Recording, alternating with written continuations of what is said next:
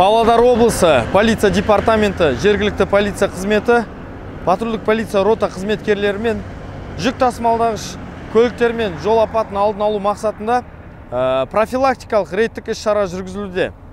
Бірінші мақсат ол көліктің техникалық жағдайы, габариттік оттары, жарық шағылыстырғыш материалдармен бүйірі, арты қапталған ба, қапталмаған ба, соның бәріне назар аударылды. Ең басты мақсат ол жол апатын болдырмау. Местной полицейской службы Департамента полиции Павлодарской области, а именно роты патрульной полиции, проводится рейдовое профилактическое мероприятие с грузовыми транспортными средствами. Основная задача – это не допустить дорожно-транспортное происшествие.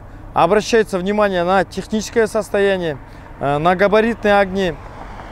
Также проводятся беседы по наклеиванию светоотражающих полос. Сотрудниками, инспекторами службы на постоянной основе будет проводиться такая работа. Первая задача – это не допустить дорожно-транспортное происшествие. Уважаемые водители, убедительно просим соблюдать скоростной режим, соблюдать строго правила дорожного движения.